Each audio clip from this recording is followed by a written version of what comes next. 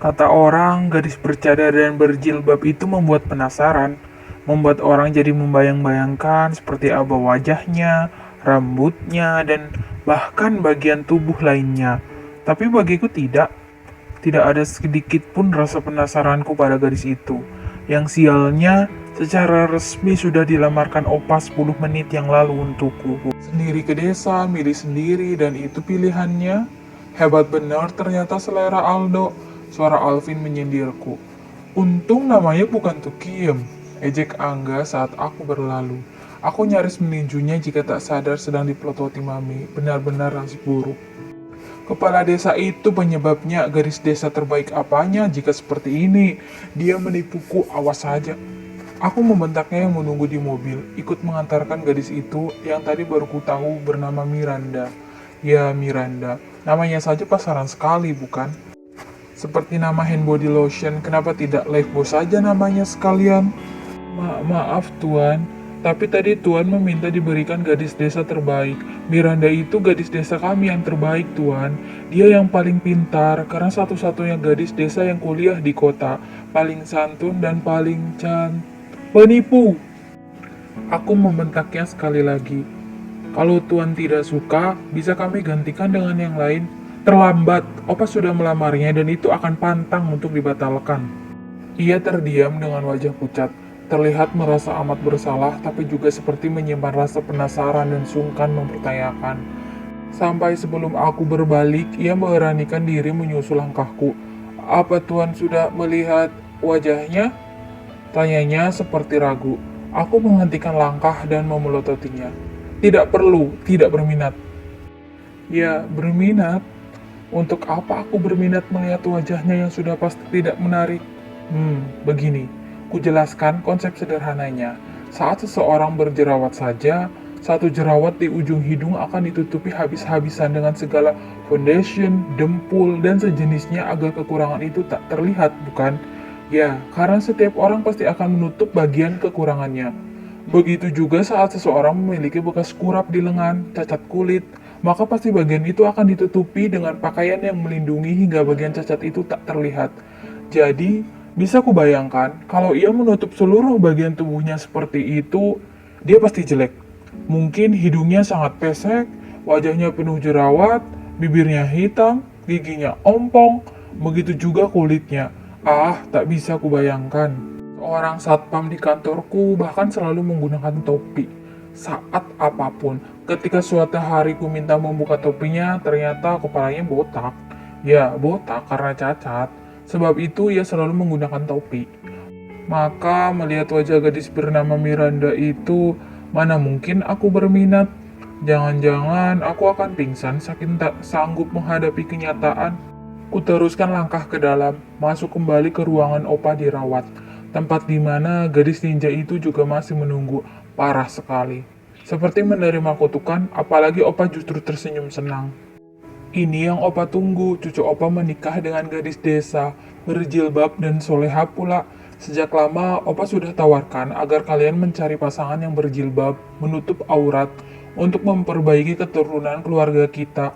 Alvin, Alek, Angga, tidak ada yang sanggup memenuhi.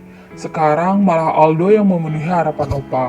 Dari desa Oma, berjilbab dan bercadar juga. Sempurna sekali. Sepertinya Opa akan cepat sembuh. Aku langsung terbelalak. Apa? Cepat sembuh. Kukira Opa sedang sekarat dan akan segera meninggal dunia, supaya aku bisa cepat bercerai kalaupun terpaksa harus menikahinya. Jadi Opa masih berniat hidup lebih lama. Bagaimana kalau Opa malah berumur lebih panjang? Bagaimana aku bisa cepat menceraikannya? Aku tahu saudara-saudaraku ini menahan tawa geli di hati mereka. Senang sekali mengejekku nasib buruk ini. Kalian menikah minggu depan. Opa memejamkan mata dengan raut berbinar, jelas terlihat jauh lebih sehat dari sebelum kedatangan Miranda. Aku terbelalak kembali tapi tak kuasa membantah sama sekali. Ini benar-benar nasib sial. Sebelum ini dilanjutkan, aku harus membuat kesepakatan pada Opa. Ya, aku harus menyampaikan persyaratan yang bisa menyelamatkanku ke depan. Saat semua orang sudah berpamitan, aku masih duduk diam. Di sisi Opa, hanya kami berdua. Ada apa, Aldo? Opa melirikku dengan pandangan datar seakan menangkap kejanggalan. Ya, aku tahu. Opa sebenarnya tahu aku terpaksa dengan semua ini. Mana mungkin cucunya yang begitu pemilih ini mau ikhlas dijodohkan dengan gadis desa, kalau bukan permintaan tak terbantahkannya. Opa pasti tahu hanya tetap saja memaksakan, sungguh seperti wanita hamil yang mengidam, tak bisa tak dituruti. Pertanyaan, aku menarik nafas. Permintaan, kuralat ucapanku segera. Apa? Berapa tenggat waktu aku bisa menceraikannya? Aku langsung pada inti pertanyaan sekaligus permintaan. Ya, aku meminta tenggat waktu untuk bisa berpisah darinya jika harus menikahinya. Opa mengernyitkan kening dengan tatapan tidak suka. Belum menikah pun kamu sudah berpikir untuk bercerai? Opa menatapku lekat. Setidaknya aku sudah berusaha, tapi kalau aku tetap tidak suka, apa harus tetap memaksakan bertahan? Kuberikan pertanyaan rasional karena Opa selalu berpikir dengan logika kritisnya. Opa diam sejenak, seperti mencerna lalu berpikir. 2 tahun. Apa? Itu sangat lama, Opa. Aku menggeleng, mencoba untuk menawar, walau aku tahu sulit. Ya, biasanya selalu sulit. Entah kali ini. Semoga Opa melemah dan bisa kutaklukkan. Untuk kali ini saja, dan aku akan memilih waktu tersingkat dari jalan pernikahan ini. Kalau bisa, 1 bulan, 1 minggu, atau bahkan 1 hari saja.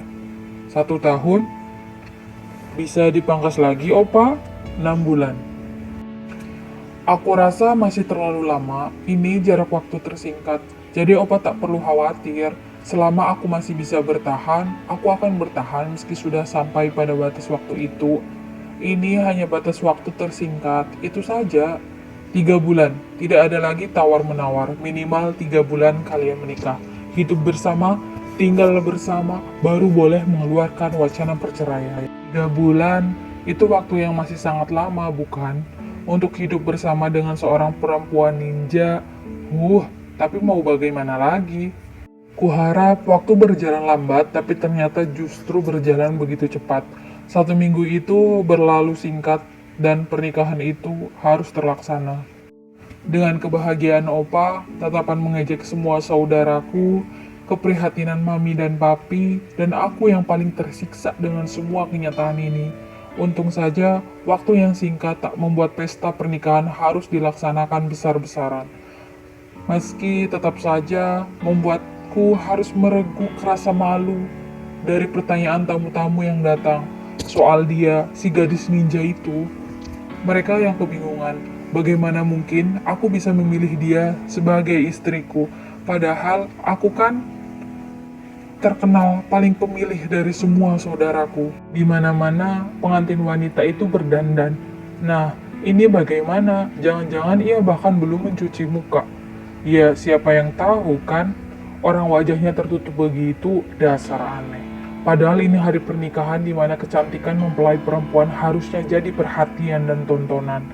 Tapi syukurlah, jangan-jangan kalau penutup wajahnya dibuka, semua orang pingsan, termasuk aku. Dia gadis ninja, dan berita hebohnya dia sudah sah jadi istriku sekarang. Yang penasaran sama ceritanya, bisa baca di deskripsi video ini ya. Sudah aku sertakan link ceritanya dan informasi selengkap-lengkapnya.